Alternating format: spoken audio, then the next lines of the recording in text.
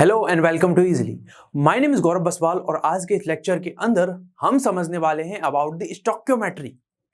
अब बहुत सारे लोग इसको स्टोइचियोमेट्री भी कहते हैं, तो उसके बारे में अपन समझने वाले हैं। अब बात करी जाए, मैं आपको रिकैप दूं कि पिछले लेक्चर में हमने क्या क्या समझ लिया है। इस लेक्चर में तो स्टोइकियोमेट्री समझेंगे, लेकिन अगर आपको स्टोइकियोमेट्री अच्छी तरीके से समझनी है तो आपको हमारे जो पिछले कुछ लेक्चर्स हैं वो देखने पड़ेंगे, जिनमें मोल है हमारा कि इंट्रोडक्शन टू मोल। अरे पोल खोलो मोल की मैंने बात करी थी। उसके बाद में मैंने आपको मोल निकालने का फॉर्मूला बताया था। कौन कौन से फॉर्मूले बताए थे? मैंने आपको नंबर ऑफ मोल्स निकालने की, अगर आपको मास दे रखा है, वेट दे रखा है, कैसे आप नंबर ऑफ मोल्स कैलकुलेट करोगे। अगर आपको वॉल्यूम दे रखा है, कैसे नंबर ऑफ मोल्स कैलकुलेट करोगे। और अगर आपको नंबर ऑफ एंटिटीज दे रखी हैं तो उससे नंबर ऑफ मोल कैसे कैलकुलेट करेंगे। तो आपको एक बेसिक आइडिया होना चाहिए मोल का, कि मोल होता क्या है, एक मोल की वैल्यू कितनी होती है। वो सारी चीजें हम पिछले लेक्चर्स में बात कर चुके हैं और उन पे बेस्ड बहुत सारे क्वेश्चन की प्रैक्टिस भी कर चुके हैं। क्लियर है? तो आज के इस लेक्चर में हमको समझना है, ये है लेक्चर नंबर 7 और इस लेक्चर नंबर 7 के अंदर हमको समझना है अबाउट दी कि जो स्टोइकियोमेट्री है, ठीक है, बहुत सारे लोग इसको स्टोइचियोमेट्री भी कहते हैं, इसकी जरूरत क्यों पड़ी, कौन से ऐसे साइंटिस्ट थे जिन्होंने इस चीज के बारे में जनरली बताया था। ठीक है, तो सबसे पहली चीज है, अगर मैं आपको थोड़ा बेसिक सा आइडिया दूं तो स्टोइकियोमेट्री क्या है। एक साइंटिस्ट थे जिनका नाम है बेंजामिन रिचटर। अगर आप रिलेट कर पा रहे हो तो बेंजामिन रिचटर का नाम कहीं और भी हमने सुना था। कहां सुना था? हमने सुना था कहां पर, जब अपन ने लॉ ऑफ मल्टीपल प्रोपोर्शन पढ़ा था, वहां पर इन सर का नाम सुना था। बेंजामिन जो रिचटर नाम है वो कहां पर सुना था? लॉ ऑफ रेसिप्रोकल प्रोपोर्शन में पढ़ा था अपन ने। ठीक है, तो उधर इनका नाम आया था, इन्होंने दिया था। अब बात करी जाए कि स्टोइकियोमेट्री जो है that was given by the Jeremias Benjamin Richter, इन्होंने दी थी 1792 और इनका फोटो आपके सामने लगा हुआ है। इनके आगे अगरबत्ती हम कर देते हैं एक बार, है ना। तो अब बात करी जाए कि स्टोइकियोमेट्री की नीड क्या है। मान लिया स्टोइकियोमेट्री इन्होंने दी, लेकिन स्टोइकियोमेट्री सर एक्चुअल में ये तो बताओ है क्या। ठीक है, तो सबसे पहली चीज है कि स्टोइकियोमेट्री की डेफिनेशन की अगर मैं बात करूं तो स्टोइकियोमेट्री की डेफिनेशन क्या होगी। देखिए, जो स्टोइकियोमेट्री है that is made up of two words. एक तो है उसमें स्टोइकियोन, ठीक है, और एक है मेट्रोन। मतलब अगर बात करूं, आप सभी को पता है जो मॉडर्न साइंस को जैसे क्लेम किया जाता है कि मॉडर्न साइंस कहां से एक्चुअल में स्टार्ट हुई है, तो ये कहा जाता है लैटिन अमेरिका, ठीक है, और ग्रीस से। ठीक है, ग्रीक से। तो ग्रीक में इसका जो नाम है basically this is made up of two word, stoicheion and metron. और उसका मतलब क्या है? तो उसका यहां पर स्टोइकियोन का मतलब तो होता है एलिमेंट, और यहां पर जो मेट्रोन है उसका मतलब क्या है? उसका मतलब होता है मेजर। तो यहां पर आप एलिमेंट को मेजर करते हो। सर एलिमेंट को मेजर करने से मतलब क्या है? तो यहां पर हम एलिमेंट को मेजर करेंगे। एलिमेंट को मेजर करने का मतलब कि उसके नंबर ऑफ मोल्स को मेजर करोगे, उसके वॉल्यूम को मेजर करोगे, उसके मास को मास को यहां पर मेजर करोगे। अब कहने का मतलब ये होता है कि अगर आप नंबर ऑफ मोल्स को मेजर कर रहे हो, वॉल्यूम को मेजर कर रहे हो और यहां पर मास को मेजर कर रहे हो, तो इसको मैं कंबाइंडली एक वर्ड से और रिप्रेजेंट कर सकता हूं, दैट इज अमाउंट। कहने का मतलब यहां पर हम अमाउंट ऑफ एलिमेंट को मेजर करते हैं। ठीक है, अब यहां पर यह बात आ जाती है कि इसकी मतलब, इसको अगर मैं बात करूं कि इट इज, अगर कोई भी आप देखो एलिमेंट की बात हुई कि एलिमेंट को मेजर करोगे, लेकिन कैसा एलिमेंट। यहां पर कुछ बेसिक कहानी ये होती है कि आपको, अगर मैं एक केमिकल रिएक्शन दूं तो वहां पर अगर आपके बात करें कि यहां पर अपने पास में रिएक्टेंट है और ये प्रोडक्ट है, रिएक्टेंट कहीं ना कहीं कन्वर्ट होता है प्रोडक्ट के अंदर। ठीक है, नॉर्मल कंडीशन क्या है? रिएक्शन कैसे चलेगी? रिएक्टेंट कन्वर्ट होगा प्रोडक्ट के अंदर। अब बात ये होती है, इस रिएक्शन को मैं तरीके से अगर लिखूं कि मान लीजिए यहां पर कुछ अपने पास में रिएक्टेंट मॉलिक्यूल्स ये हैं, ये कन्वर्ट हो रहे हैं Cc प्लस Dt के अंदर। अब यहां पर क्या होता है? यहां पर हमारे सामने कुछ चीजें लिखी हुई हैं। देखिए, ए के सामने ए क्या है? मेरा रिएक्टेंट है। बी क्या है? मेरा रिएक्टेंट है। यहां पर सी क्या है? प्रोडक्ट है। और डी क्या है? मेरा प्रोडक्ट है। तो यहां पर मैं क्या करूंगा कि कितना रिएक्टेंट, कितने नंबर ऑफ मोल्स या कितने नंबर ऑफ मोल्स रिएक्टेंट के पार्टिसिपेट कर रहे हैं रिएक्शन के अंदर, और कितना प्रोडक्ट बन रहा है, इसी की स्टडी को हम क्या कहते हैं? स्टोइकियोमेट्री कहते हैं। अब स्टोइकियोमेट्री जैसे अगर मैं नंबर ऑफ मोल के रेस्पेक्ट में रिलेट कर सकता हूं कि मान लीजिए मैंने एक मोल इसका लिया, इसके कितने मोल बनेंगे, इसके कितने मोल बनेंगे, या फिर इसका एक मोल इसके कितने मोल के साथ में रिएक्ट कर रहा है, ऐसी कुछ बातें होती हैं। ऐसे यहां पर इसका कितना वॉल्यूम यहां पर मैंने लिया, अगर कोई भी चीज है इस, या फिर इसका कितना मास मैंने यहाँ पे क्या देखा, कितना मास इसके अंदर कंज्यूम हुआ है, कितना मास इसका बन रहा है, इस तरीके की बातें जो करी जाती हैं वो स्टोइकियोमेट्री के अंदर करी जाती है। अब यहां पर कमाल की चीज ये होती है कि इसके आगे कुछ लिखी हुई चीज है। क्या लिखा हुआ है? यहां पर ए लिखा हुआ है, यहां पर बी लिखा हुआ है, यहां पर सी लिखा हुआ है, यहां पर डी लिखा हुआ है। कुछ यहां पर ऐसी चीजें लिखी हुई है। इन्हीं को हम क्या कहते हैं, मेरे पास में जो ए है, मेरे पास में स्मॉल बी है, कैपिटल तो सब क्या हो गए मेरे रिएक्टेंट और प्रोडक्ट हो गए, ठीक है। तो ए बी सी और यहां पर डी, ये सब क्या है, इनको आप कहते हो स्टोइकियोमेट्रिक कॉफिशिएंट।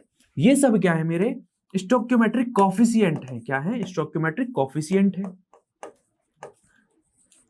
अब बात ये आती है कि जब अपन एक केमिकल रिएक्शन पे स्टोइकियोमेट्री, जैसे स्टोइकियोमेट्री क्या है, एलिमेंट की स्टडी, यानी एलिमेंट की स्टडी मतलब उसके नंबर ऑफ मोल्स की स्टडी, उसके वॉल्यूम की स्टडी, उसकी मास की स्टडी। तो जब मैं ये स्टडी कर रहा हूंगा तो वहां पर ये एक कंडीशन आपको याद रखनी पड़ती है कि जब उस रिएक्शन के रेस्पेक्ट में या फिर जो भी रिएक्शन है मेरे पास में, वो बैलेंस होनी चाहिए। यानी स्टोइकियोमेट्री अप्लाई तभी कर पाओगे आप जब रिएक्शन कैसी हो, बैलेंस हो। अगर बैलेंस रिएक्शन नहीं है, वो वहां पर स्टोइकियोमेट्री अप्लाई नहीं हो पाएगी।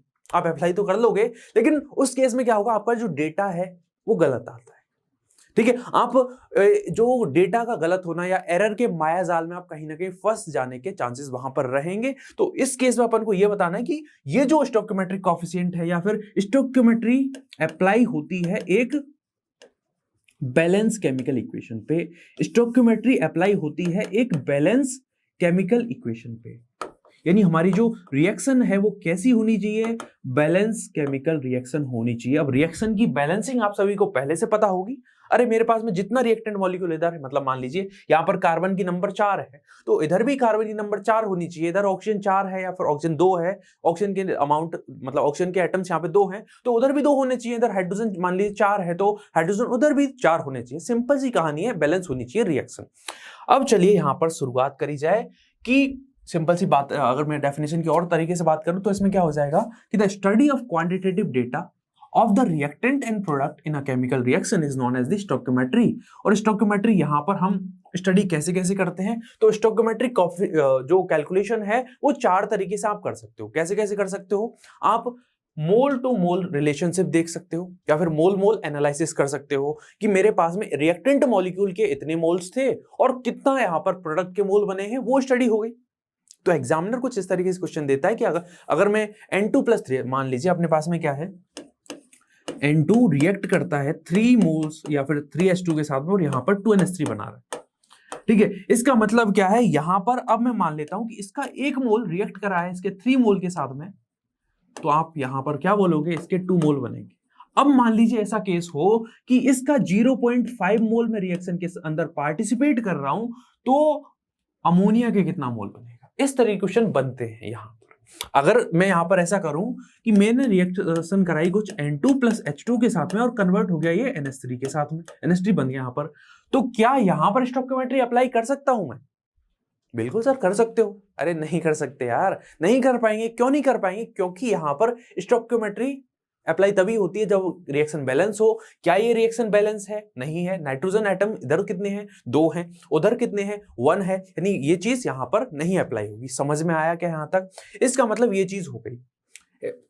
ऐसे ही अगर मैं यहां पे देखूं मास मास रिलेशनशिप, तो मास मास रिलेशनशिप कैसे होगी? आप ऐसा एज्यूम कर सकते हो कि मान लीजिए आपको मोल पता है, ठीक है, मोल कहीं ना कहीं नहीं दे रखे हैं, उसने मान लीजिए ऐसा किया है, उसने ऐसा करा है कि यहाँ पर आपको दे दिया कि इसके 15 ग्राम मैंने अमाउंट ली थी, या फिर यहाँ पर इसकी कुछ ना कुछ उसने अमाउंट दे दी, मान लीजिए 1.5 ग्राम दे दी। तो बताइए जरा अमोनिया की अमाउंट कितनी बनी है, या फिर अमोनिया की अमाउंट इतनी बनी है तो नंबर ऑफ यहाँ पर N2 के कितने ग्राम्स मैंने पार्टिसिपेट कराए हैं। इस तरह के क्वेश्चन बनते हैं जनरली, कि अगर देखिए दोनों तरीके से जा सकते हो। N2 मैंने इतना ग्राम लिया है तो NH3 के कितने ग्राम बनेंगे, या फिर NH3 मैंने इतना ग्राम बनाया है तो यहां पर N2 कितना होगा, या फिर हाइड्रोजन के ग्राम कितने पार्टिसिपेट करे। तो दोनों तरीके से आप स्टडी कर सकते हो। जब तक हम इस चीज को क्वेश्चन के साथ में प्रैक्टिस नहीं करेंगे तो हमारी जो कंसेप्ट है उतना बहुत अच्छा क्लैरिफाई नहीं होगा। लेकिन यहां पर मैं आपको ओवरव्यू दे रहा हूं ना, तो ओवरव्यू समझ लेते हैं। ऐसे ही बात करता हूं मास वॉल्यूम की, तो मास वॉल्यूम कैसे होगा, या फिर पहले वॉल्यूम देख लो कि इसका जैसे यहां पर इसका एक वॉल्यूम या फिर 22.4 लीटर इसका पार्टिसिपेट कर रहा है, इसका कितना बन जाएगा, डबल बन जाएगा उसका, ठीक है। अगर मैं यहाँ पे 11.2 लीटर लेता हूं तो इसका कितना बनेगा, कितना वॉल्यूम यहाँ पर अमोनिया का अपन को ऑब्टेन होगा। इस तरह क्वेश्चन बनते हैं जरा, ठीक है। ऐसे यहाँ पर मास वॉल्यूम अब कैसा गेम कर सकता है वो, एक बार वो मास देगा, ठीक है, वॉल्यूम पूछ लेगा, ठीक है, या फिर वो वॉल्यूम देगा, मास पूछ लेगा। चलिए ऐसा कर सकते हैं। ऐसे वो ऐसा भी तो कर सकता है। हमने क्या रिलेशन पढ़ा है, हमने ये रिलेशन पढ़ चुके हैं अपन कि मैं नंबर ऑफ मोल्स अगर मेरे पास में है तो मैं वॉल्यूम भी निकाल सकता हूं, मैं नंबर ऑफ एंटिटीज भी निकाल सकता हूं और मैं वहां पर मास भी कैलकुलेट कर सकता हूं। यानी ये तरीका कैसे भी जा सकता है। अगर हमको नंबर ऑफ मोल दे रखा है तो मैं उससे क्या निकाल सकता हूं, वॉल्यूम भी निकाल सकता हूं, नंबर ऑफ एंटिटीज भी निकाल सकता हूं, मैं वहां से मास भी निकाल सकता हूं। तो दो एनालिसिस तो यहीं पे हो गए। क्लियर है? इसका मतलब स्टोइकियोमेट्री बेसिकली क्या है? It is the study of the element. Study of the element का मतलब यहां पर हम क्वांटिटेटिव डाटा की स्टडी करेंगे। किसके रेस्पेक्ट में? किसी भी एक बैलेंस केमिकल इक्वेशन के रेस्पेक्ट में, किसी भी एक बैलेंस केमिकल रिएक्शन के रेस्पेक्ट में, जहां पर रिएक्टेंट कन्वर्ट हो रहा है प्रोडक्ट के अंदर। सिंपल सी यही कहानी होगी कि यहां पर इसकी कुछ अमाउंट दे देगा। अमाउंट में क्या क्या आ सकता है? नंबर ऑफ मोल्स आ सकते हैं, वॉल्यूम आ सकता है, मास आ सकता है। और यहां पर प्रोडक्ट का पूछ लेगा या फिर प्रोडक्ट का दे देगा और अपन को यहां पर इसका पूछ लेगा, रिएक्टेंट का। तो ये चीज अपन को स्टडी यहां पर करनी है। समझ में आया अपन को? अब अपन मूव करेंगे टुवर्ड्स द, मतलब कि एक एक चीजों को लेंगे। सबसे पहले अपन मोल मोल एनालिसिस लेंगे, और मोल मोल एनालिसिस तो अपन पहले भी पढ़ चुके हैं। उसी को यहाँ पे ऐसा हो सकता है कि यहाँ पर हम प्रैक्टिस कर रहे हो। ठीक है, तो उसकी शुरुआत करते हैं अपन। तो सबसे पहले अपन ले लेते हैं मोल मोल रिलेशनशिप, और पहला ही क्वेश्चन है। देखो टॉपिक समझ में आ गया होगा कि मोल मोल एनालिसिस का मतलब क्या है, मोल मोल रिलेशनशिप का मतलब क्या है। मेरा रिएक्टेंट जा रहा है प्रोडक्ट के अंदर, यहां पर क्या होगा, या तो आपको number of moles of reactant दे देगा, ठीक है, और फिर प्रोडक्ट के पूछ लेगा नंबर ऑफ मोल्स कितने बने हैं, ठीक है, और या फिर ऐसा कर सकता है कि आपको प्रोडक्ट के क्या दे दे, मोल्स दे दे, और आपसे रिएक्टेंट के मोल्स पूछ ले। कुछ इस तरह क्वेश्चन होगा। बट दिमाग में यह बात रखना कि ये जो चीज है, जब आप मोल मोल या किसी भी केमिकल रिएक्शन में रिएक्टेंट के मोल दे रखे हैं, प्रोडक्ट के पूछ रहा है, तो सबसे पहला काम ये कर लेना कि वहां पे वो रिएक्शन कैसी हो, बैलेंस होनी चाहिए। तो क्वेश्चन करते हैं। पहला ही क्वेश्चन है हमारे पास में कि how many moles of nitrogen are required to produce 16.4 moles of ammonia by reaction with hydrogen. तो ये किस रिएक्शन के बारे में बातचीत चल रही है, और हमको क्या दे रखा है? हमको पूछ रहा है कि नाइट्रोजन के कितने मोल रिक्वायर्ड होंगे अगर मुझे 16.4 मोल अमोनिया के बनाने। यार यहां पर बातचीत चल रही है हैबर प्रोसेस की। किसकी बात चल रही है? हैबर प्रोसेस की। और हैबर प्रोसेस में हमसे यह कहा जा रहा है कि आप हैबर प्रोसेस जानते हो क्या? बिल्कुल जानते हैं। N2 कन्वर्ट होता है H2 के साथ में रिएक्शन करने के बाद में 2N अमोनिया बनाता कहीं ना कहीं। It is the industrial production of ammonia. ठीक है, इससे अपन क्या करते हैं? अमोनिया का इंडस्ट्रियल प्रोडक्शन करते हैं। अब देखिए जरा, हमको क्या दे रखा है? हमको दे रखा है, या पहले क्या क्या अपन नॉर्मल केस, चलो देखो जरा क्या दे रखा है। इसके 16.4 मोल यहां पर दे रखे हैं। 16.4 मोल यहां पर, मोल की यूनिट क्या होती है भाई? केवल MOL होता है। ठीक है, ऐसे भी बात करता हूं, यहां पर अगर मुझे निकालने हैं नंबर ऑफ मोल्स इसके, तो क्या होंगे नंबर ऑफ मोल्स? तो सिंपल रिलेशन ये देखो मेरे पास में क्या रिलेशन है कि इसके एक मोल, ज्यादा कंफ्यूजन नहीं करना, एक मोल से कितना बनता है? 2 मोल बनते हैं। तो सिंपल जी कहानी है, इसके एक मोल से 2 मोल बनते हैं। तो 16.4 मोल अगर अमोनिया है मेरे पास में, तो कितना नाइट्रोजन वहां पे चाहिए होगा मुझे अगर इतना बनाना है? तो सिंपल सी कहानी है। अरे बचपन में मैथमेटिक्स नहीं खेली है क्या बच्चों वाले ही, कि अपने पास में ऐसे समझो कि एक नाइट, या फिर ऐसे समझो कि अगर मेरे पास में two moles of ammonia are formed, अगर मेरे पास में 2 मोल्स ऑफ अमोनिया मुझे बनाने हैं, तो वहां पर 1 मोल नाइट्रोजन के साथ में मुझे रिएक्शन करानी पड़ेगी, मतलब 1 मोल नाइट्रोजन लेना पड़ेगा। अगर मेरे पास में क्या है, 1 मोल मुझे बनाना है क्या? अमोनिया, तो उस केस में मुझे 1 mole nitro 1/2 divide by 1/2 mole nitrogen लेना पड़ेगा। ठीक है, अगर मुझे 16.4 मोल अमोनिया बनाना है तो क्या करना पड़ेगा? 1/2 इंटू 16.4 मोल के साथ में नाइट्रोजन लेना पड़ेगा रिएक्शन के अंदर, और जो कि आ चुका है मेरे पास में। यानी कहीं ना कहीं कितना आया? 8.2। कितना आया है? 8.2 इज द राइट आंसर। यहां पर सही आंसर क्या हो जाएगा मेरा? 8.2। यानी नाइट्रोजन कितना लेना पड़ेगा? 8.2 मोल यहां पर मुझे लेना पड़ेगा। क्लियर है क्या बात? समझ में आ गया? बहुत आसान क्वेश्चन है, थ्योरेटिकल भी कर सकते थे आप, मतलब पेन कॉपी उठाए कर सकते थे इसको, मतलब पेन भी नहीं उठाना, सिंपल डायरेक्टली ओरली भी क्वेश्चन किया जा सकता था। बहुत आसान क्वेश्चन था। ठीक है, चलिए यहां पर दे रखिए अपन को एक बैलेंस केमिकल इक्वेशन। आपको क्या चाहिए होता है? बैलेंस केमिकल इक्वेशन चाहिए होती है। अब बैलेंस केमिकल इक्वेशन के अंदर हमको कुछ और भी चीजें चाहिए होंगी। यहां पर क्या है? How many moles of iron, iron के कितने मोल बनेंगे, मतलब इसके कितने मोल यहां पर बनेंगे, ये पूछ रहा है आयरन के। अगर मेरे पास में 16 मोल CO है, मतलब कार्बन मोनोऑक्साइड जो Fe2O3 के साथ में रिएक्ट कर रही है, उसकी अमाउंट दे रखी है 16 मोल। क्या हमारी रिएक्शन बैलेंस है? क्योंकि सबसे पहले बैलेंस केमिकल इक्वेशन चाहिए, तो बैलेंस इक्वेशन है मेरे पास में, ठीक है। तो यहां पर इसके दे रखे हैं 16 मोल। तो सिंपल सा रिलेशन देखो, अगर मेरे पास में 1 मोल क्या है, CO है, तो वो बनाती है 2 मोल ऑफ Fe। क्या बनाती है? 2 मोल Fe बनाती है। क्लियर है? अगर मेरे पास में 16 मोल होगा CO के, तो यहां पर कितना बनेगा? कितना बनेगा? यहां पर 32 मोल Fe बन जाएगा। अरे दूसरी तरफ आपको देखना ही नहीं है, सिंपल सा रिलेशन देख रहे हो ना, कि देखो अब Fe2O3 की तरफ देखना नहीं है। सिंपल, जब आपको 16 यहां पर दे रखा है 16 मोल CO के, तो दूसरी चीजों को भूल जाओ, उस टाइम पे भूल जाओ। यहां पर 16 मोल इसके देखो कि अगर मेरे पास में इसका 1 मोल हो CO का, तो वहां पर 2 मोल Fe बनते हैं। अगर मेरे पास 16 मोल ऑफ CO हो, तो कितना करोगे? 2, इसको 2 के साथ मल्टीप्लाई कर दो 16 को, कितना मोल आ चुका है? तो हमारे पास में 32 मोल आ चुके हैं। यानी मोल मोल जो एनालिसिस है सर, वो तो बहुत ही आसान है। इतना आसान, मतलब हम बिना पेन उठाए यहाँ पे क्वेश्चन कर पा रहे हैं। क्लियर है? चलिए अब आगे बढ़ते हैं। यहां पर है हमारा मास टू मास रिलेशन।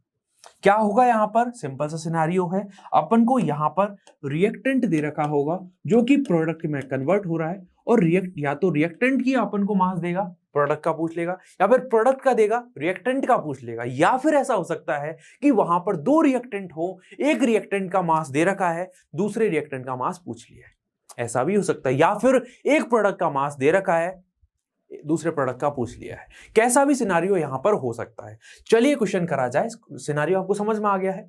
अब चलिए यहां पर क्या है, what will be the amount of H2O in grams produced by the combustion of the methane. तो यहां पर क्या हुआ है? कंबशन हुआ है। यहां पर कोई उसने खुद कह के रिएक्शन नहीं दी है, लिख के नहीं दी है जैसे पिछले क्वेश्चन में दिया है। यहां पर हमको खुद देखना पड़ेगा। क्या करना पड़ेगा? CH4 का हमने किया है कंबशन, और हमको क्या मिलेगा इस केस में?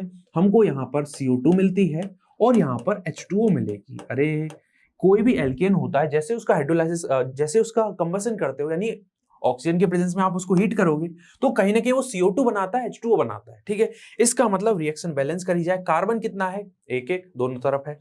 हाइड्रोजन कितने हैं? तो यहां पर 4 है, वहां पर 2 है। क्लियर है? लेकिन जैसे ही मैंने हाइड्रोजन बैलेंस किए, यहां पर ऑक्सीजन 4 हो चुकी है, इधर ऑक्सीजन 2 है, तो यहां पर मुझे कुछ नहीं करना, 2 के साथ मल्टीप्लाई कर देना है। क्लियर है? अब यहां पर मैं चीजों की तरफ अप्रोच कर सकता हूं। चीजों की तरफ कैसे अप्रोच करूंगा? मुझे क्या दे रखा है, मुझसे पूछ क्या रहा है कि कितना ग्राम H2O बनेगा। H2O कितना बनेगा? अगर मेरे पास में 16 ग्राम क्या है, मीथेन है। मेरे पास में क्या है? 16 ग्राम मीथेन है। कैसे करोगे इसको? इस क्वेश्चन को कैसे करोगे भाई? इस क्वेश्चन को अपन कैसे करेंगे? तो इसको मैं ऐसे ट्राई करूंगा कि यहां पर ऐसा करते हैं अपन। मुझे ये पता है, क्या पता है, कि अगर मैं इसका 1 मोल लेता हूं, वो इसके 2 मोल के साथ में रिएक्ट करता है, CO2 का 1 मोल बनाता है, और वाटर का क्या बनाता है? 2 मोल बनाता है। ऐसा करता हूं मैं, पहले तो CH4 यहां पर जो है उसके ग्राम में जो अमाउंट है उसको मोल में कन्वर्ट कर लेता हूं। तो मोल में जैसे ही कन्वर्ट करूंगा, तो यहां पर 16 ग्राम उसका वेट दे रखा है, डिवाइड बाई यहां पर उसका क्या है, मोलर मास, विच इज 16 ग्राम पर मोल। ये किसके बराबर हो गया? 1 मोल के बराबर हो गया। तो हो गया काम हमारा। यहां पर 1 मोल का तो पता है मुझे कितने बनते हैं वाटर के मोल्स, 2 मोल बनते हैं, यानी इसके 1 मोल से इसका 2 मोल बनेगा। क्लियर है यहां तक बात? यानी मुझे वाटर के नंबर ऑफ मोल्स पता है, और हमको फॉर्मूला भी पता है, N बराबर W/V, और क्या बोल रहा हूं मैं, N is equal to density थोड़ी है, W/ मोलर मास। ठीक है, इज इक्वल टू, यहाँ पे 2 इज इक्वल टू क्या है, वेट तो मुझे निकालना है, डिवाइड बाई इसका मोलर मास। वाटर का मोलर मास क्या है? तो सर 18 होता है। एक वाटर के एस्पेक्ट में बात कर रहा हूं, कहीं यहाँ पे 2 को देख के घबराना नहीं है, फ्लो में नहीं आना भाई साहब, भावनाओं में नहीं बहना है। यहाँ पर 18 ग्राम पर मोल लिखोगे। एक वाटर का बात चल रही है, एक वाटर का जो मोलर मास होता है या फिर उसका मॉलिक्यूलर वेट होता है, वो कितना होता है? 18 ग्राम पर मोल, अगर मैं मोलर मास की बात करूं। और अगर मैं बात करूंगा किसकी, मॉलिक्यूलर वेट की, आप बोलोगे 18 AMU। कल बताया था, मतलब पिछला जो लेक्चर उसके अंदर। तो आगे क्या हो जाएगा, वेट इज इक्वल टू यहाँ पर 36 ग्राम हो जाएगा। 36 ग्राम, मोल से मोल तो कैंसिल आउट हो गया ना, मोल से मोल कैंसिल आउट हो गया इधर। ठीक है, रिजल्टेंट अपने पास में क्या बचा, वेट इज इक्वल टू 36 ग्राम। ग्राम में पूछा गया है, इसका मतलब यहां पर जो आंसर होगा वो कितना होगा, answer is equal to 36 gram. Water का जो अमाउंट है वो कितना बनेगा, यहाँ पर कितना ग्राम वाटर बनेगा, तो 36 ग्राम वाटर बनेगा। अगर आप 16 ग्राम क्या लेते हो यहाँ पर, मिथेन लेते हो। समझ में आ गया होगा। चलिए आगे बढ़ते हैं। अगला क्वेश्चन देखा जाए। अगला क्वेश्चन हमसे क्या कह रहा है,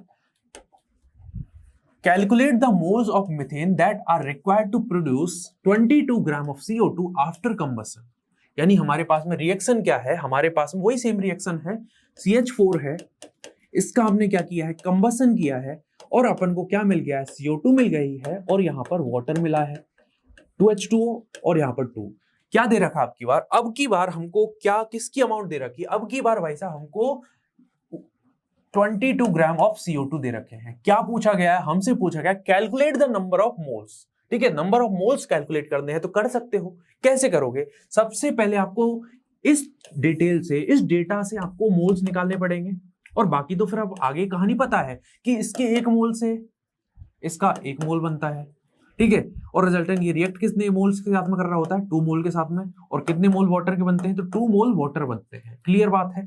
तो यहां तक चीजें समझ में आ गई। अब आगे देखो जरा, अगर मैं कैलकुलेट करता हूं मोल, तो देखिए जरा मेरे पास में n बराबर क्या है, वेट अपॉन मोलर मास। तो वेट कितना है 22 ग्राम डिवाइड बाई, इसको लिख लेता हूं NCO2। ठीक है, डिवाइड बाई इसका मोलर मास कितना होता है 44 ग्राम पर मोल होता है। तो मेरे पास में number of moles of CO2 कितने निकल के आ गए हैं, 0.5 मोल यहां पर मुझे कैलकुलेट हो चुके हैं। ठीक है, अब देखिए सिंपल सा डेटा है, आपको क्या चाहिए, CH4 के नंबर ऑफ मोल्स चाहिए। तो क्या होगा यहां पर, अगर इसके 0.5 मोल बने हैं, अरे इसका 1 मोल इसके 1 मोल, CH4 का 1 मोल CO2 का 1 मोल बनाता है, तो अगर इसका CO2 का 0.5 मोल बने हैं, इसका मतलब कहीं ना कहीं ये कितना होना चाहिए, जितनी उसकी अमाउंट है, इसका मतलब ये कितना होगा, ये कहीं ना कहीं आप कह सकते हो इट इज 0.5 मोल। यानी हमारे पास में जो CH4 है उसकी नंबर ऑफ मोल्स कैलकुलेट करके कितने आ गए हैं, 0.5 मोल।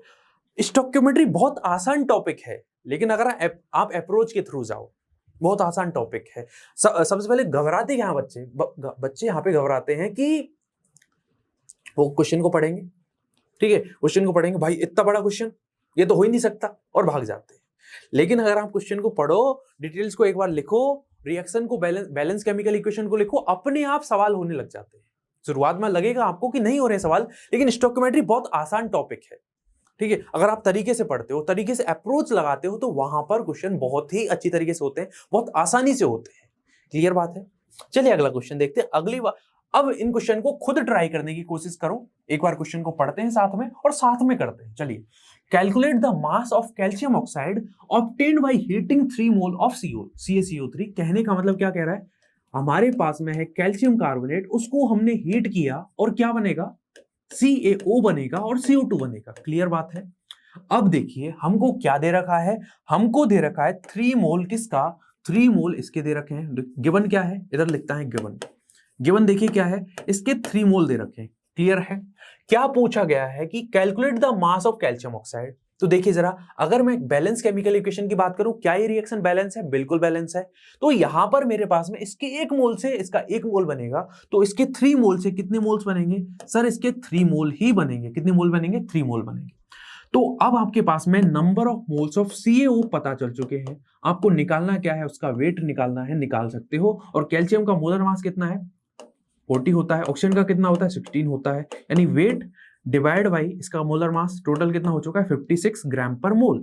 नंबर ऑफ मोल्स कितने हैं इसके, 3 हैं। तो weight of calcium oxide is equal to हमको मिल चुका है 3 × 56।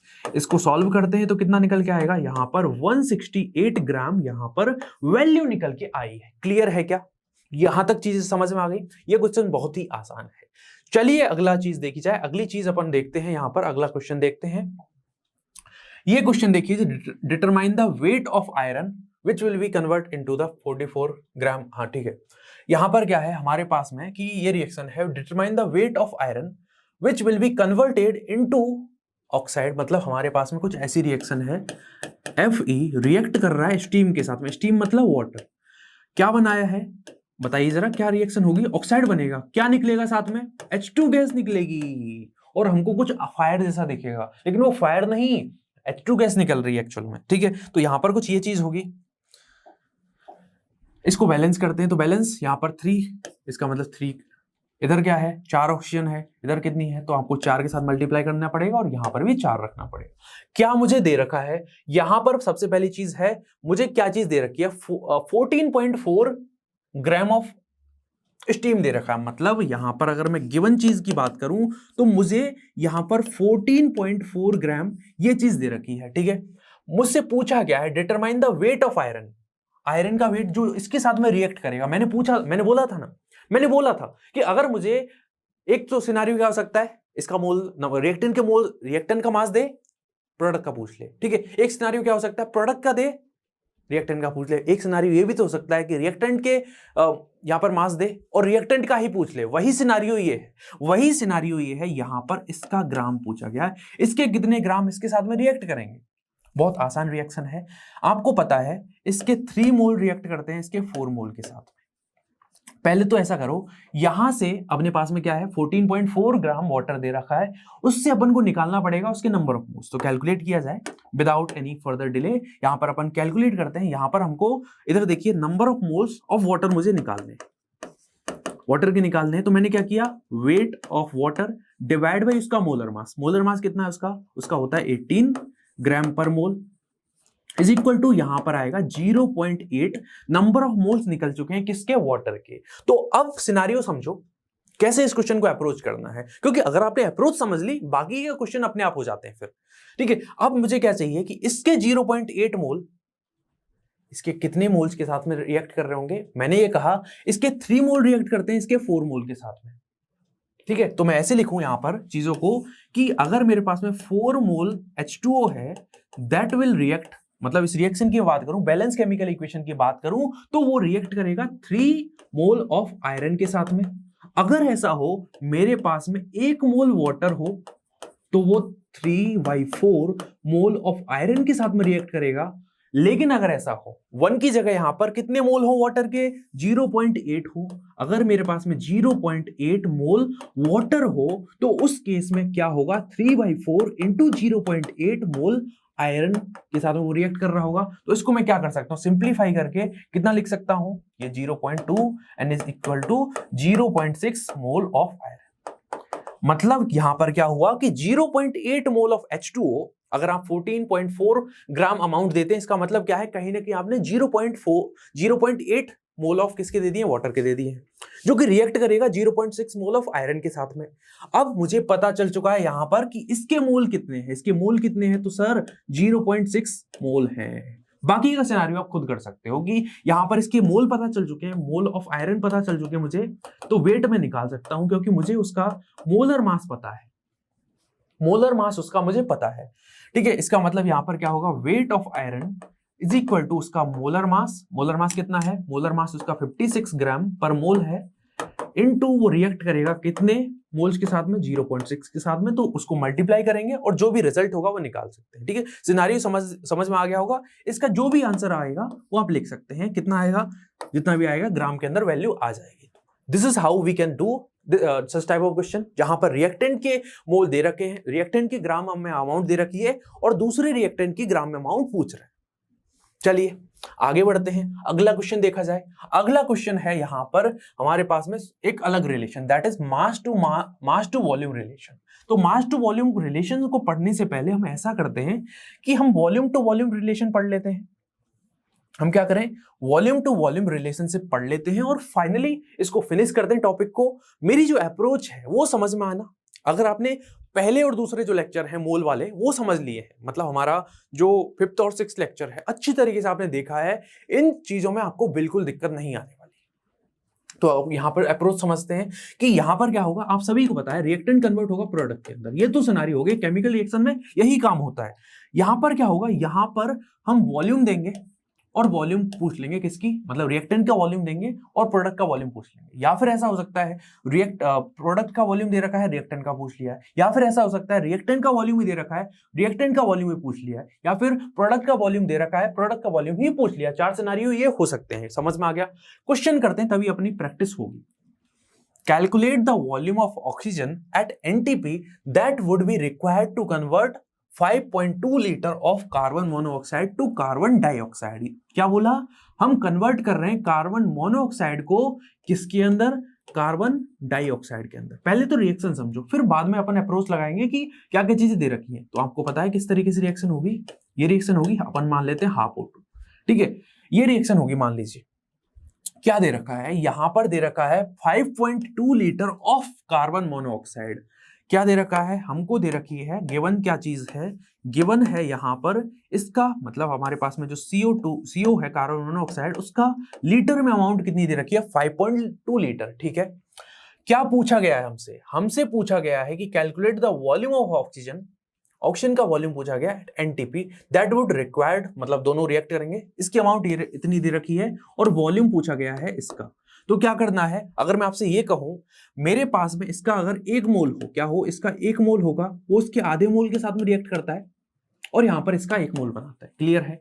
यानी मैं अगर इसको वॉल्यूम के रेस्पेक्ट में देखूं तो कैसा बोलूंगा, वॉल्यूम के रेस्पेक्ट में कुछ ऐसा कह सकता हूं क्या कि इसका 22.4 लीटर रिएक्ट करेगा इसके 11.2 लीटर के साथ में, ठीक है, और यहां पर इसका 22.4 लीटर बनाए। एक तो अप्रोच ऐसी हो सकती है बच्चे वाली, या फिर मैं ऐसा भी तो कहूं, इसको ऐसा करता हूं यार, यहां पर CO के नंबर ऑफ मोल्स निकाल लेता हूं और फिर उसका सिंपल आपको रिलेशन बताइए कि इसका 1 मोल आधे मोल के साथ रिएक्ट करेगा। तो वही सिनेरियो मैं अपनाता हूं यहां पर कि अगर मुझे नंबर ऑफ मोल्स ऑफ क्या निकालने हैं, CO निकालने हैं, तो फॉर्मूला क्या हो जाएगा, volume of the CO divide by 22.4 litre at NTP is equal to क्या हुआ, 5.2 litre divide by 22.4 litre is equal to यहां पर हो गया 1/4, या जिसको मैं लिख सकता हूं 0.25 मोल निकल के आ चुके हैं। जब आप मोल के थ्रू जाते हो ना तो एरर होने के चांसेस कम होते हैं, वही चीज मैं बार बार आपसे कह रहा हूं, ठीक है। तो अब आपको पता है, आगे आप खुद कर सकते हो कि इसका 1 मोल रिएक्ट करता है आधे मोल के साथ में, इसका 0.25 मोल रिएक्ट करेगा 0.125 मोल के साथ में। इसका मतलब यहां पर जो नंबर ऑफ मोल्स है of O2 is equal to कितना हो जाएगा, यहां पर हो जाएगा 0.125 मोल। समझ में आया नहीं आया यार, कि मैं बोलता जा रहा हूं लिखते जा रहे हो, कोई मतलब की बात नहीं है। समझ में आ रहा है कि नहीं आ रहा है ये बताओ। यहां पर number of moles of O2 बराबर कितने हो जाएंगे, 0.125 मोल। अरे इसका 1 मोल रिएक्ट करता है आधे मोल के साथ में, इसका आधा मोल 0.25 के साथ में रिएक्ट करेगा। अगर मैं 0.25 इसका ले लेता हूं तो यहां पर 0.125 हो जाएगा, मतलब 0.25 का आधा, वो कितना होगा 0.125 मोल। इसका मतलब ये चीज भी हमको समझ में आ गई। चलिए यहां पर आगे बढ़ते हैं, चीजों को आगे बढ़ाते हैं। अगली चीज देखी जाए, calculate the volume of oxygen at STP that is required to effect complete combustion of 200 centimetre cube of acetylene and what would be the amount, what would be the volume of CO2। कहने का मतलब अब की बार हमने कोई alkene नहीं लिया है, हमने यहां पर क्या लिया है, एसिटिलीन लिए है। एसिटिलीन का फॉर्मूला पता है किसी को, नहीं पता? एसिटिलीन का फॉर्मूला क्या है, एसिटिलीन का फॉर्मूला क्या है, हमारा एसिटिलीन बोला है ना, इसका मतलब क्या हो जाएगा, CH2 डबल बॉन्ड CH2, ठीक है। चलिए अगला क्वेश्चन देखते हैं। अगला क्वेश्चन हमसे क्या कह रहा है, calculate the volume of oxygen at STP that is required to affect complete combustion of 200 centimetre cube of acetylene. अब एसिटिलीन क्या होती है, हमारे पास में है CH ट्रिपल बॉन्ड CH, इसका हमने किया कंबसन, मतलब O2 के प्रेजेंस में इसको हीट कराना पड़ेगा और क्या बनेगा, CO2 बनेगी और यहां पर क्या बनेगी, वाटर बनेगा, ठीक है, सिंपल सी कहानी। अब क्या कहा है, कंप्लीट कंबसन का मतलब कुछ नहीं है, सिंपल समझना कि जितनी अमाउंट यहाँ पे ले रहे हैं उतनी अमाउंट एग्जैक्ट अपन को यहाँ पे मिलनी चाहिए। देखो जरा पहले क्या क्या दे रखा वो समझो, ठीक है, फिर हम अपन अपने आप समझ जाएंगे। 200 सेंटीमीटर क्यूब, अब 200 सेंटीमीटर क्यूब को अगर मैं 0.2 लीटर लिख देता हूं तो आपको कुछ इसमें हैरानी होगी क्या, नहीं होनी चाहिए। 1 litre is equal to 1000 centimetre cube होता है। किसकी अमाउंट दे रखी है, लेकिन ये एसिटिलीन की दे रखी है, कितनी, यहां पर दे रखा है 0.2 लीटर इसका अमाउंट दे रखा है, ठीक है, 0.2 लीटर इसका अमाउंट दे रखा है। क्या पूछा गया है कि and calculate the volume of oxygen, oxygen का वॉल्यूम पूछा गया है। तो आपको पता है सबसे पहले तो बैलेंस इक्वेशन चाहिए होगी, सबसे पहला काम तो आपको यही करना है। देखिए जरा इसको बैलेंस करना पड़ेगा। कार्बन कितने हैं, यहां पर है ये C2H2, इसका फॉर्मूला है। कार्बन कितने हैं, यहां पर 2 होने चाहिए, 2 के साथ मल्टीप्लाई कर दिया, ठीक है। हाइड्रोजन कितने हैं, इधर सर 2 हैं, इधर ऑक्सीजन कितनी होगी, 4 हो गई, तो ऑक्सीजन 4 और एक 5 हो गई, तो यहां पर 5/2 लिखना पड़ेगा, ठीक है, 5/2 लिखना पड़ेगा अपने को। अगर मैं 5/2 लिखता हूं तो हाइड्रोजन यहां पर बैलेंस है क्या, हाइड्रोजन बिल्कुल बैलेंस है। देखो जरा कार्बन कितने हैं, 2 हैं, तो 2 के साथ मल्टीप्लाई करना पड़ेगा, उधर 1 था, ठीक है। इसका मतलब इधर बैलेंस है। अब जैसे ही मैंने इसको बैलेंस किया, मेरे पास में यहाँ पर ऑक्सीजन मुझे बैलेंस करनी पड़ेगी, तो ऑक्सीजन बैलेंस करने के लिए मैंने यहाँ पर 2 मल्टीप्लाई किया, ठीक है। वो कितनी हो गई ऑक्सीजन, यहाँ पे 5 हो गई, 4 तो इधर और 1 इधर, 5। और फिर इधर देखता हूं मेरे पास में ऑक्सीजन कितनी है, 2 है, तो यहाँ पर 5/2 लिखना पड़ेगा। रिजल्टेंट अपने पास में ऑक्सीजन बैलेंस होगी और हाइड्रोजन बैलेंस है ही, ठीक है। ये समझ में आ गई। अब आगे बढ़ते हैं, चीजों को आगे बढ़ा जाए, आगे बढ़ाते हैं। अपने पास में क्या है, यहां पर ये इक्वेशन है, इसका वॉल्यूम इतना दे रखा है, वॉल्यूम कितना दे रखा है, इतना है। इसका क्या पूछा गया, वॉल्यूम पूछा गया, ठीक है। इसका वॉल्यूम कितना होगा, यहाँ पर इसका कितना लीटर बनेगा, ठीक है, कितना लीटर कंज्यूम होगा, ठीक है। तो सिंपल सी कहानी है, इसका 1 मोल इसके 5/2 या 2.5 मोल के साथ में रिएक्शन करता है, 2.5 मोल के साथ में रिएक्शन करता है, यहां पर इसके 2 मोल बनाता है और इसका 1 मोल बनाता है। क्लियर बात है। इसका मतलब क्या होगा, इस केस में अगर इसका इतना लीटर वॉल्यूम है, उसको मैं कन्वर्ट किस में करूंगा, उसको मैं कन्वर्ट करूंगा in the number of moles. तो करते हैं, अपने पास में क्या है, करते हैं यहां पर क्या होगा, रिजल्टेंट अपने पास में कि number of moles of C2H2 is equal to volume divide by 22.4 litre. Clear है। इसको मैंने कन्वर्ट कर दिया, मतलब अपने पास में 0.2 डिवाइड बाई 22.4 लीटर। अब ये भाई साहब यहाँ पे कैलकुलेशन चाहिए होगी, तो इतना वॉल्यूम यहाँ पर इतने नंबर ऑफ मोल्स मिलेंगे कहीं ना कहीं। इसको जरा कैलकुलेट करते हैं, हमारे पास में कितनी वैल्यू आएगी, उसको मैं कैलकुलेट करके नंबर ऑफ मोल्स कैलकुलेट करके रिलेट करना होगा सिंपली। एक बार आप ट्राई करिए। तो यहाँ पर अपन करते हैं कैलकुलेट इसको, 0.2 डिवाइड बाई 22.4। इसको जैसे ही मैंने कैलकुलेट किया, ये आया है 0.0089, या फिर इसको ऐसा करते हैं 0.009 मोल लिख लेते हैं। इसका वॉल्यूम अगर इतना है, इसका मतलब इसके मोल इतने होंगे, ठीक है, समझ में आ गई। अब इसके देखिए जरा, इसका 1 मोल 2.5 मोल के साथ में रिएक्ट करता है, तो अगर इसके इतना मोल दे रखा है, तो इसको मल्टीप्लाई करना पड़ेगा, किसके साथ में मल्टीप्लाई करना पड़ेगा, इसके इतने मोल के साथ में। तो यहां पर मैंने मल्टीप्लाई किया 2.5 के साथ में, तो ये कितना आ रहा है, 2.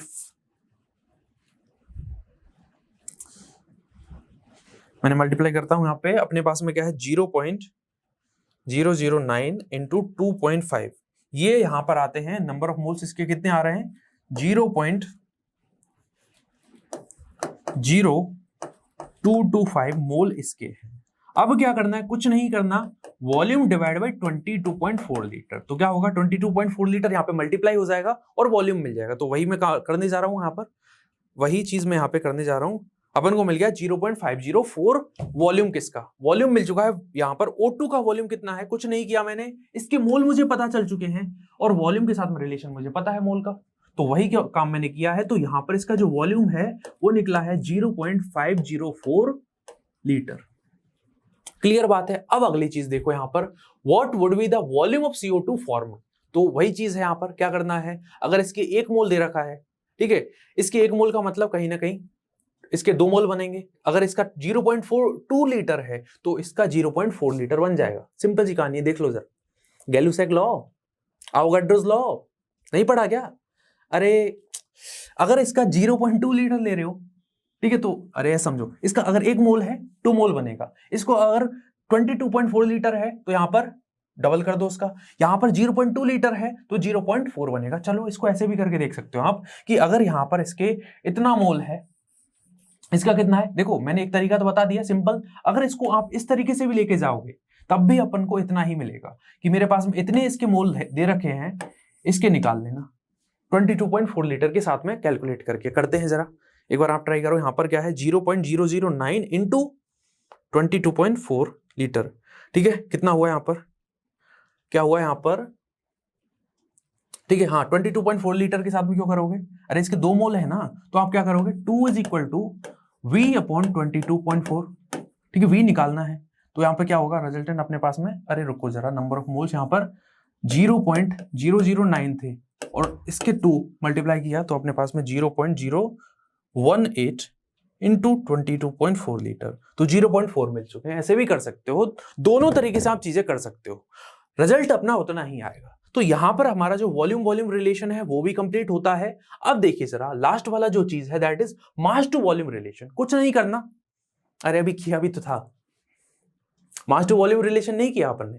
अरे सिंपल सी कहानी है, नंबर ऑफ मोल्स का रिलेशन मुझे वॉल्यूम के साथ में पता है, ठीक है, मुझे नंबर ऑफ एंटिटीज के साथ में भी पता है, मतलब जो इनिशियल क्लासेस थी वहीं से कंसेप्ट उठा लिया अपन ने और हमको स्टोइकियोमेट्री में क्वेश्चन दे देगा, बस केमिकल रिएक्शन पे अप्लाई कर दिया उस चीज को और केमिकल रिएक्शन पे अप्लाई किया, इसका मतलब आपको सबसे पहली चीज है बैलेंस केमिकल इक्वेशन चाहिए। ठीक है, तो यहां पर हम कुछ इस तरह क्वेश्चन कर सकते हैं। ठीक है, क्वेश्चन ये भी है यहाँ पर कि कितनी अमाउंट ऑफ ऑक्सीजन चाहिए होगी, तो ये वाली जो चीजें हैं आपको खुद ट्राई करनी है, अगर नहीं आता है तो अपन करेंगे यहाँ पर। ठीक है, तो सिंपल चीजें हैं, स्टोइकियोमेट्री यहाँ पर होती है कंप्लीट। अब आने वाला जो लेक्चर होगा that will be about the limiting reagent, हम लिमिटिंग रीजेंट के बारे में चीजों को पढ़ेंगे और अपन बहुत सारी मतलब लिमिटिंग रीजेंट को एक कमाल के कंसेप्ट से समझाऊंगा आपको कि गाजर का हलवा कैसे बनता है। एक बार ट्राई करके आना भाई साहब, गाजर का हलवा मेरे लिए बना के लेके आना और हम गाजर का हलवा साथ में खाएंगे और लिमिटिंग रीजेंट पढ़ेंगे। तो इस लेक्चर में बस इतना ही, आने वाले लेक्चर में अपन और भी मजेदार चीजों कंसेप्ट को पढ़ेंगे। और जैसा कि मैं हर लेक्चर के लास्ट में आप सभी से कहता हूं, always remember to learn with a smile and this is Gaurav Baswal.